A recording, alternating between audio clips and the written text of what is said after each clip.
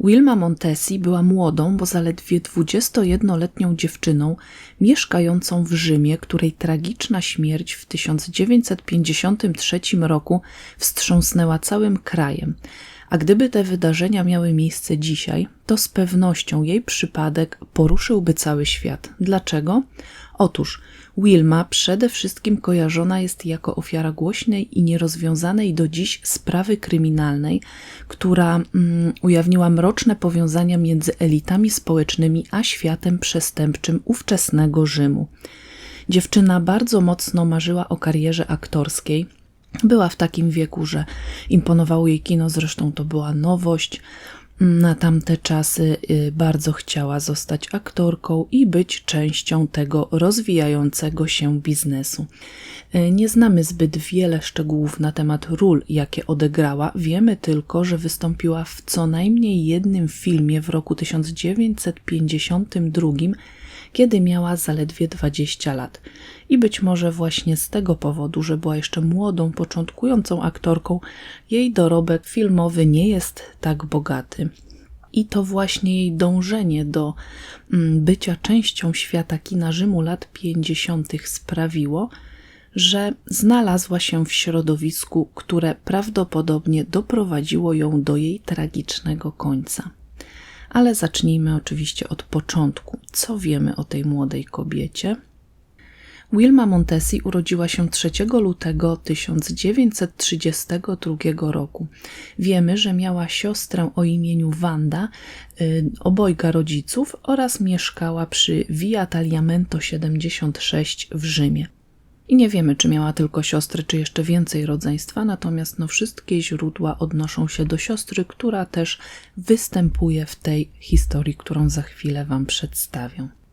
Niestety dostępne informacje na temat Wilmy nie podają też zbyt wielu szczegółów z jej życia, na przykład nie wiemy, jakie ukończyła szkoły, ani tym bardziej nie znamy szczegółów z jej życia za czasów młodości. Wiemy z kolei, że w momencie jej zniknięcia była zaręczona z młodym policjantem, którego miała niebawem poślubić.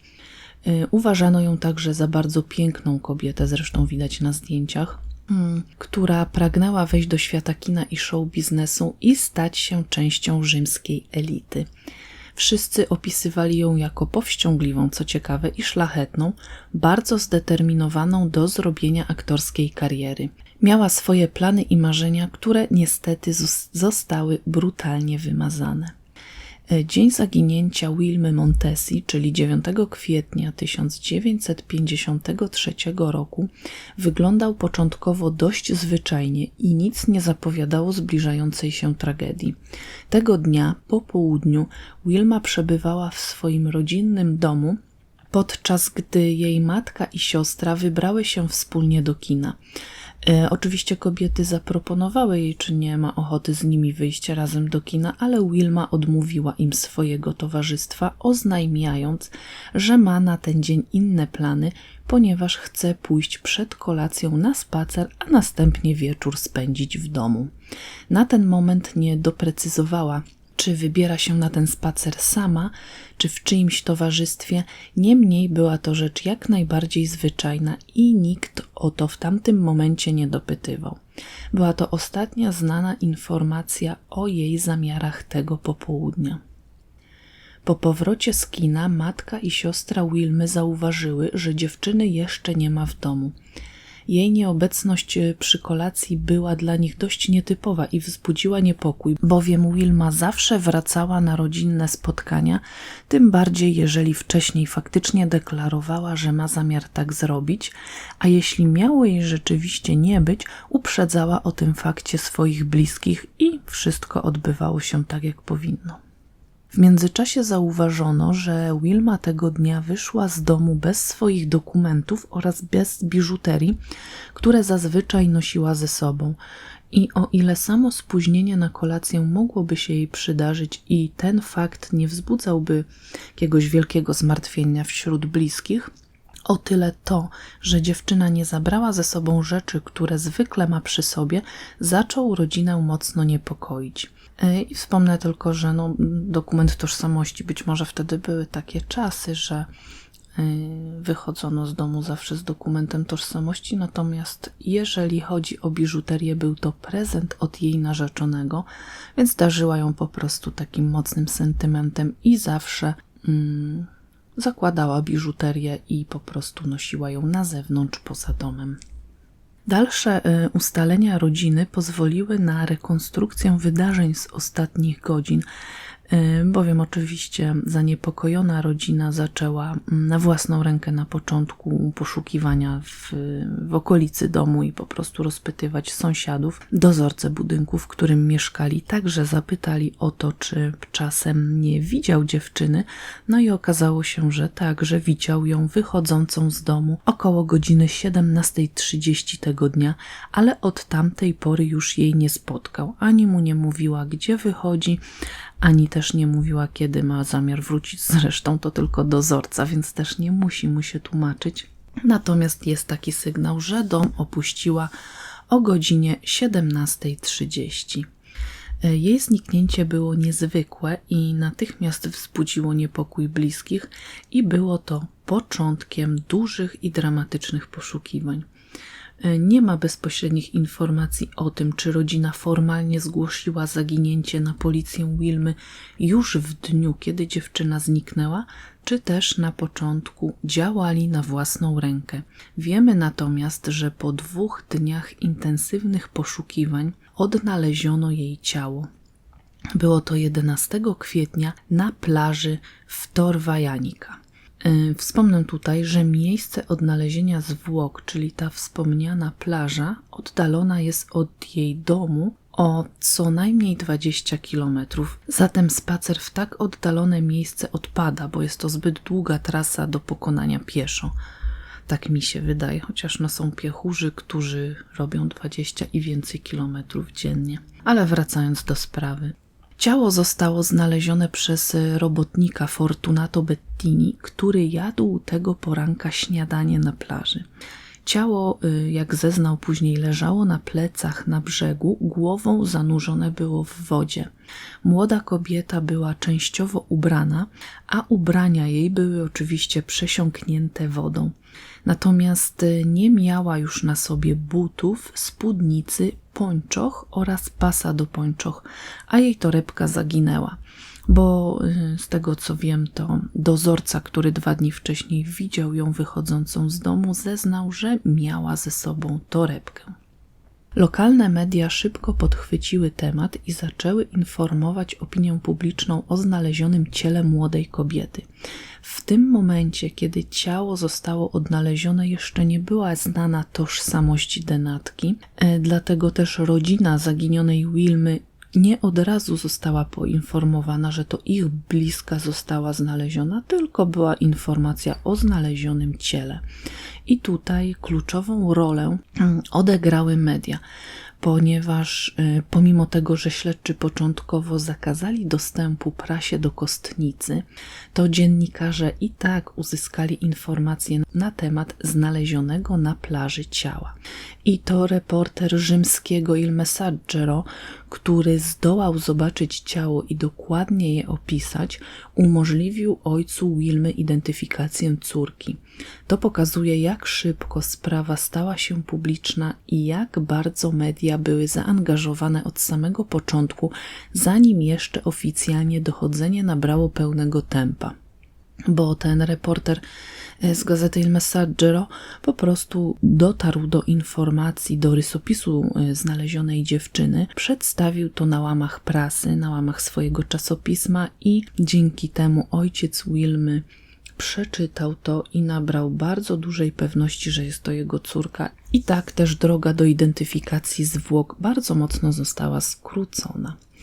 Śledczy po poznaniu tożsamości kobiety znalezionej na plaży przystąpili do rekonstrukcji ostatnich godzin życia Wilmy i szczególną uwagę zwrócili na to, co już wcześniej zauważyła rodzina, czyli że opuściła swój dom bez dokumentów tożsamości oraz bez biżuterii, którą zawsze zakładała wychodząc z domu. I był to, jak już wspominałam, prezent od narzeczonego i nigdy nie rozstawała się z tą biżuterią. Zatem ten fakt wzbudzał wątpliwości, aczkolwiek nie do końca było wiadomo, o czym to świadczyło, że swoją biżuterię pozostawiła w domu. Było to bardzo nietypowe i mogło na przykład świadczyć o tym, że opuściła mieszkanie w pośpiechu albo w tamtej chwili nie planowała oddalać się od swojego domu. Może wyszła tylko na chwilę i nie zdążyła jej założyć, a może miała jakieś inne plany i obawiała się o bezpieczeństwo biżuterii.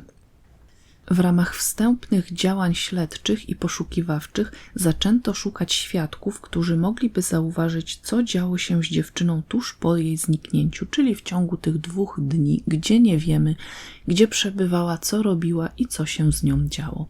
Znaleźli się świadkowie, którzy twierdzili, że widzieli Wilmę w pociągu jadącym z Rzymu do Ostii.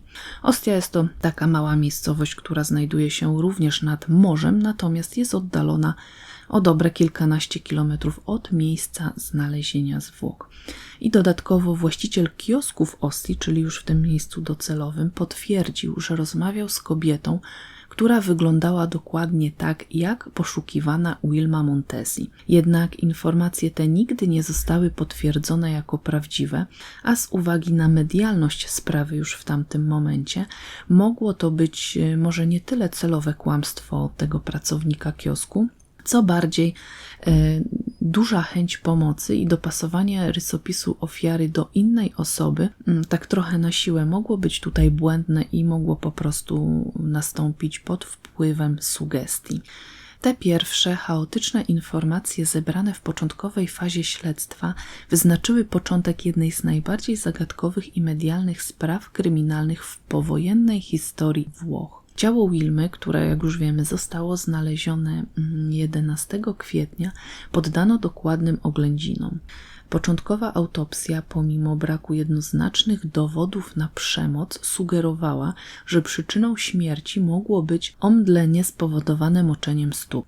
I o co tutaj chodzi? Otóż wysnuto wniosek, że Wilma z jakiegoś powodu chciała jedynie zamoczyć stopy w morzu, spacerując w płytkiej wodzie. Być może dla relaksu, być może chciała dać odpocząć stopom po jakimś dłuższym spacerze, a chłodna woda morska miała być dla niej ukojeniem. Oczywiście nic w tym dziwnego, prawda? I w ten sposób miało dojść do, nie wiem, może jakiegoś szoku termicznego, do omdlenia. Dziewczyna się według śledczych osunęła do wody i po prostu utonęła. Jednak o ile nie dziwi fakt, że zdjęła w tym celu swoje buty oraz pończochy, wiadomo, żeby zamoczyć stopy, to już nie do końca rozumiem, dlaczego miałaby także zdejmować spódnicę i pas do pończoch, bo tak naprawdę, nie licząc bielizny, to praktycznie rozebrała się aż do pasa, zakładając oczywiście, że dokonała tego sama, a nie przy, nie wiem, pomocy albo też pod jakąś groźbą, pod naciskiem osób trzecich.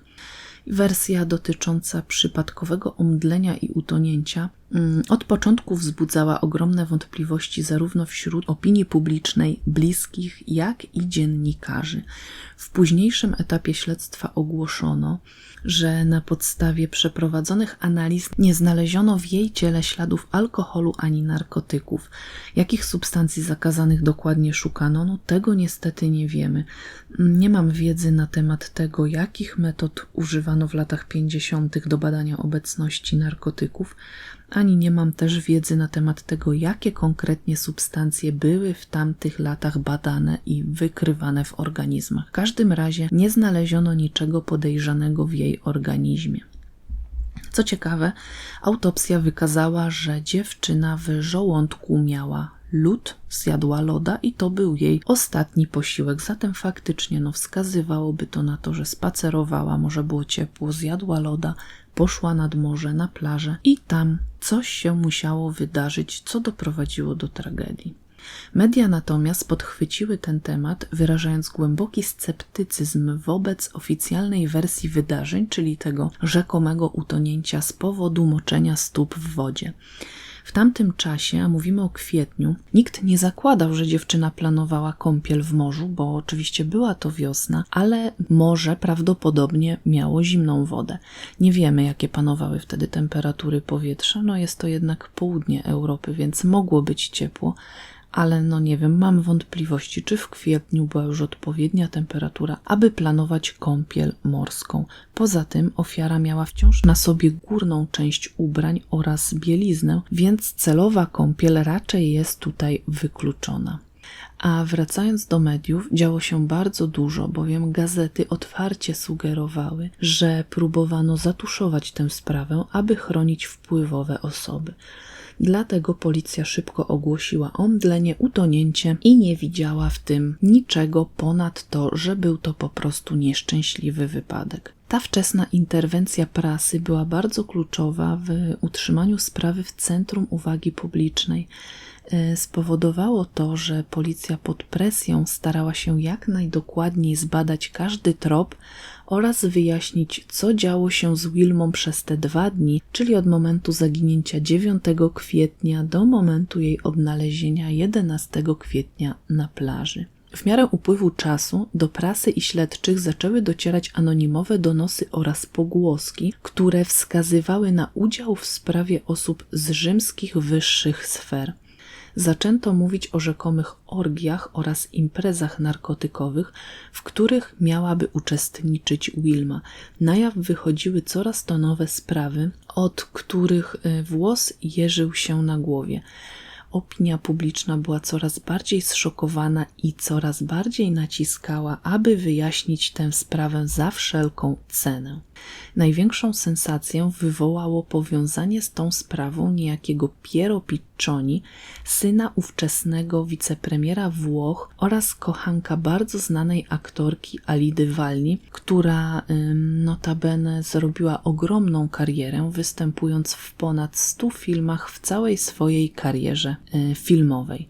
Piero był również kompozytorem i zawodowo zajmował się tworzeniem muzyki filmowej, więc jak tutaj widzimy, świat kina, te powiązania i kontakty mocno się ze sobą zazębiają.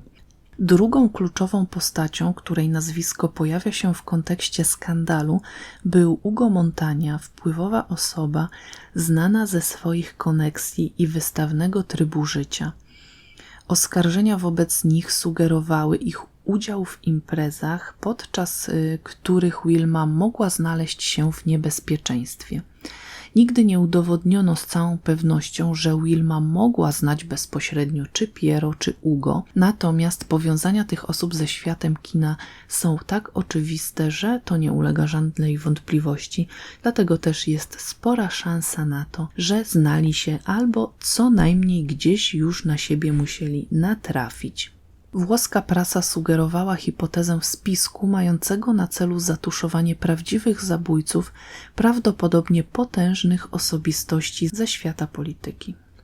Hipoteza ta była podzielana przez prestiżowe gazety krajowe, takie jak Corriere della Sera i Paese Sera, oraz przez małe magazyny plotkarskie, takie jak Attualità, ale głównym dziennikarzem śledczym w tej sprawie został Fabrizio Meghini, pracujący dla znanego Il Messaggero. Śledził on sprawę od samego początku, a jego pomysły i hipotezy były powielane przez prawie wszystkie lokalne i krajowe gazety. Stał się takim niepisanym ekspertem w sprawie tajemniczej śmierci Wilmy i tak też w kraju zaczęto go traktować. Jedna postać występowała we wszystkich materiałach dotyczących sprawy u różnych źródeł i był to tajemniczy mężczyzna, mocno związany ze światem polityki i kina, a nadano mu pseudonim Blondyn. Bardzo szybko opinia publiczna zidentyfikowała go i domyślono się, że wspomniany już wcześniej Piero Piccioni to jest właśnie osoba, która ukrywa się pod pseudonimem Blondyn.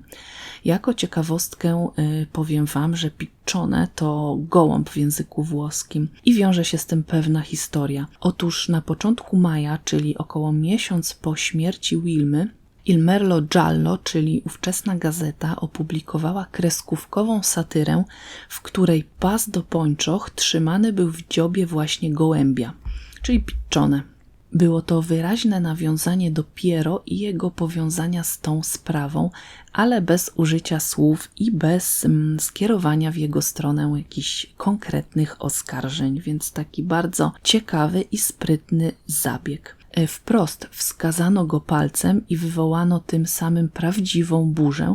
Wiadomość tym bardziej wywołała poruszenie, bo została opublikowana na krótko przed wyborami w 1953 roku, w których brał udział ojciec tego mężczyzny, więc to mogło mu bardzo, bardzo mocno zaszkodzić. Piero Piccioni pozwał za ten krok dziennikarzy, i oskarżył ich o zniesławienie. Zarzucał im szukanie sensacji jego kosztem, ponieważ argumentował to tym, że jest osobą znaną. Dziennikarze nigdy nie zdradzili swego rzekomego źródła, z którego miały pochodzić wszelkie informacje o rzekomym udziale Piero Piccioni w zbrodni. Zasłaniali się oni tajemnicą dziennikarską, chronieniem swoich źródeł, informacji swoich informatorów i jedyne co, to odpowiadali, że informacje pochodzą ze sprawdzonego źródła. Po jakimś czasie doszło między Piero a dziennikarzami do ugody. W zamian za wycofanie oskarżeń dziennikarze wycofali się z dalszego oczerniania Piero na łamach gazet i wpłacili 50 000 lirów na cele charytatywne w ramach zadośćuczynienia. Jak rozumiem, zrobili to w momencie, kiedy bali się, że ich wina o zniesławienie zostanie przez sąd potwierdzona i po prostu obawiali się konsekwencji. A konsekwencje były takie, że na pewno musieli go przeprosić, mieliby zakaz publikowania informacji na jego temat, a być może groziła im także utrata prawa do wykonywania zawodu. W związku z czym doszło do powyższej ugody. Następnie sprawa zniknęła ze stron gazet, ale wśród ludzi nadal wrzało. Wielu Włochów pozostawało ciągle przekonanych o tym, że tuszowano prawdy i chroniono wpływowych sprawców tej zbrodni. Sprawa Wilmy Montesi do dziś pozostaje jedną z najbardziej tajemniczych i nierozwiązanych zagadek kryminalnych we Włoszech, symbolizując ukryte powiązania między władzą a przestępczością oraz wpływ elit na wymiar sprawiedliwości, a także na, jak widzimy, na zamykanie ust mediom. I tak sobie myślę, że czasy się zmieniają, ale podobne przypadki nadal mają miejsce. Dajcie mi znać w komentarzu o sprawach, które waszym zdaniem również zakończyły się podobnie, gdzie władza i pieniądze sprawiły, że winni, jeżeli oczywiście w tym przypadku są, to nie otrzymali zasłużonej kary, a prasa, ogólnie rzecz biorąc media, zostały uciszone na lata. I chociaż nikt nigdy oficjalnie w tej sprawie nie został skazany, to mieszkańcy Włoch nadal uważają, że za śmiercią młodej dziewczyny stoją inne osoby. Nikt nie dopuszcza do świadomości tego, że oficjalna wersja wydarzeń, czyli przypadkowe utonięcie, jest prawdziwą wersją, że miało faktycznie miejsce. Natomiast śledczy zamykają dyskusję na ten temat, twierdząc, że młoda dziewczyna zginęła poprzez przypadkowe utonięcie, kiedy przechadzała się po plaży, mocząc stopy w morskiej wodzie. Nie jest to niemożliwe, ale czy nie byłoby świadków jej wpadnięcia do wody? Domyślam się, że plaże w pobliżu Rzymu raczej nie są pustkowiem i zawsze, myślę, kręci się gdzieś ktoś, kto powinien coś zauważyć. I mimo, że sprawa śmierci Wilmy Montesi nigdy nie została w pełni rozwiązana, to przez lata narosło wokół niej wiele przypuszczeń i teorii na temat tego, co mogło się wtedy wydarzyć. Te hipotezy krążą wokół kilku głównych scenariuszy, często wzajemnie się przenikających. Pierwszą hipotezą jest śmierć na skutek przedawkowania narkotyków lub nieszczęśliwego wypadku podczas nielegalnej imprezy elit. Natomiast, jak pamiętamy z autopsji, wykluczono obecność podejrzanych substancji w ciele Wilmy, więc nie wiem, być może zakładano, że zażyła jakieś inne narkotyki, których wtedy nie badano i nie wykrywano. Natomiast jest to jedna z najbardziej rozpowszechnionych teorii, intensywnie podsycana przez ówczesne ówczesną prasę i sugerowano, że Wilma uczestniczyła w luksusowej imprezie, prawdopodobnie w willi na wybrzeżu.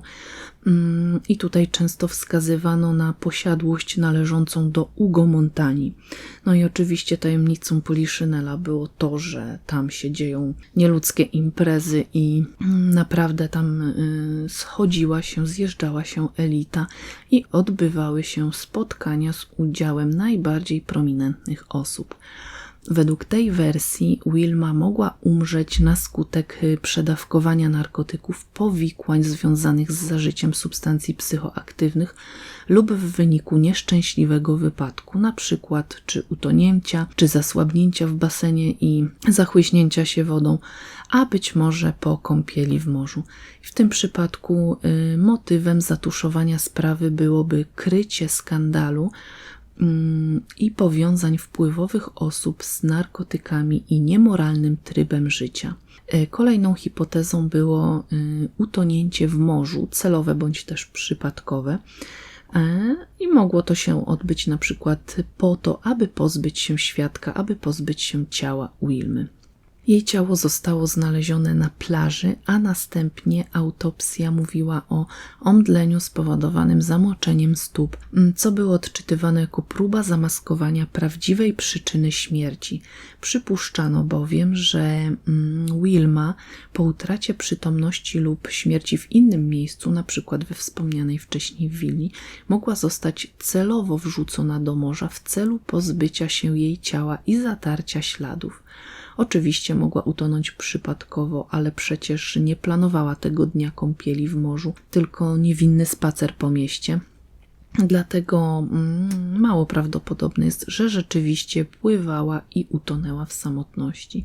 Chociaż z drugiej strony tak sobie myślę, że przecież nie wzięła ze sobą tego dnia dokumentów ani biżuterii, co mogłoby z kolei wskazywać na zamiar kąpieli. A jeśli tak rzeczywiście było, to dlaczego nie powiedziała matce, że wybiera się nad morze? Dlaczego nie znaleziono na plaży ręcznika, czy jej torebki, jej innych rzeczy osobistych? Znaleziono tylko ciało dryfujące na pograniczu plaży i wody. Co o tym myślicie? Dajcie mi znać, co waszym zdaniem mogło się tam wydarzyć. Inną hipotezą, ale oczywiście podobną i powiązaną z poprzednimi, był udział wysoko postawionych osobistości i tuszowanie sprawy. I to kluczowy element tych wszystkich teorii spiskowych wokół tej sprawy. Podejrzewano, że Wilma wplątała się w sieć towarzyskich powiązań i w świat polityki. Stała się ofiarą okoliczności, które te elity za wszelką cenę chciały ukryć. Powiązanie ze sprawą Piero Piccioni, syna wicepremiera, natychmiast nasunęło podejrzenia o polityczne naciski i tuszowanie dowodów na najwyższych szczeblach władzy. Jest też hipoteza o tym, że mogło to być zabójstwo w niewyjaśnionych okolicznościach. Istniały przypuszczenia, że Wilma mogła paść ofiarą celowego zabójstwa w innych, nieujawnionych dotąd okolicznościach, a potem jej ciało zostało porzucone w morzu. Motywem mogłyby tu być na przykład jakieś nierozliczone porachunki, rabunek, tajemnice, które Wilma znała lub inne nieznane nikomu powody. Ale i tu nie mam pewności, czy rzeczywiście ktoś chciałby pozbyć się 21-letniej kobiety, no bo i po co? Czy była dla kogoś niebezpieczna, a jak tak, to dla kogo? Ona przecież marzyła tylko o karierze aktorskiej, no i jak widać to ją zgubiło, bo być może zbyt pochłonęło ją zdobywanie znajomości u wpływowych ludzi, którzy może mieli jej pomóc w osiągnięciu wymarzonej kariery, ale tak się nie stało. Być może za wszelką cenę próbowała się przebić do tej elity rzymskiego kina ówczesnego i po prostu szukała znajomości i starała się uczestniczyć w imprezach i bywać w miejscach, gdzie bywały już te znane osobistości. No i jest jeszcze jedna hipoteza, która wiąże się z nieszczęśliwym wypadkiem. Pamiętacie o świadku, który miał widzieć Wilmę wsiadającą do pociągu jadącego w kierunku miejscowości Ostia? Otóż jest to miejscowość nadmorska, również niedaleko Rzymu. Zakładając, że tam pojechała pospacerować, mogła rzeczywiście nieszczęśliwie upaść do wody i utonąć. Nie wiemy, co się stało z brakującymi częściami garderoby, ale zakładając, że spadła do wody i prąd morski mógł ją zabrać ze sobą i wyrzucić kilkanaście kilometrów dalej na plaży, dokładnie tam, gdzie została znaleziona, jest to tylko hipoteza bez jasnych dowodów, jak choćby buty i spódnica znalezione na plaży w Ostii, ale może i te rzeczy zabrał prąd morski i nie wypłynęły one do tej pory nigdzie. Co myślicie? Jak dla mnie jest to bardzo prawdopodobne, ale dziwi mnie, że nie ma żadnych świadków tego zdarzenia. No bo jednak jeżeli woda faktycznie zabiera dziewczynę, która spaceruje po plaży, a jest to dzień, zakładamy, że ładna pogoda, no bo zazwyczaj, kiedy jest ładnie i słonecznie, chodzi się po plaży, w okolicy Rzymu z pewnością musiało być sporo osób i nie tylko Wilma, powiedzmy, wpadła na pomysł, żeby wybrać się na spacer po plaży, to naprawdę mocno dziwne i zaskakujące jest to, że nie było ani jednego świadka tego, co mogło się dziewczynie wydarzyć. Co innego, jeżeli weźmiemy pod uwagę te pierwsze hipotezy o imprezach, o nieszczęśliwym wypadku czy o odebraniu życia Wilmy, to wtedy po prostu ktoś mógł w panice czy też celowo próbować pozbyć się ciała i wyrzucić je do wody morskiej na przykład w nocy. I wtedy rzeczywiście nie byłoby świadków takiego zdarzenia. Brak jednoznacznych dowodów oraz brak oficjalnych podejrzanych w sprawie to jedyne, co wiemy na pewno. Sprawa Wilmy Montesi stała się symbolem tajemnicy, pozostawiając pole do licznych spekulacji i przypuszczeń, które do dziś fascynują włoską opinię publiczną i historyków. Morał tej sprawy jest gorzki, ale bardzo wymowny. Ukazuje ona ciemną stronę władzy i wpływów, sugerując, że pieniądze i koneksje mogą pozwolić niektórym ludziom uniknąć odpowiedzialności, nawet w obliczu tak tragicznych wydarzeń jak śmierć. Jest to również przestroga przed tym, jak łatwo prawda może zgubić się w gąszczu spekulacji i interesów, które są podsycane przez żądne sensacji media. I to już wszystko na dzisiaj, co dla Was przygotowałam. W tej sprawie kryminalnej niestety jest więcej pytań niż odpowiedzi. Zainteresowanie nią trwało bardzo długo z uwagi na tajemnice, których nikt do tej pory nie rozwiązał, oraz z uwagi na potencjalne powiązania ze światem elit, ich sekretów i zakazanych rozrywek. A do tych zwykły szary człowiek nie ma dostępu. Także pamiętajcie, dbajcie o siebie i o swoich bliskich. A tymczasem trzymajcie się ciepło i do usłyszenia już wkrótce. Pa, pa!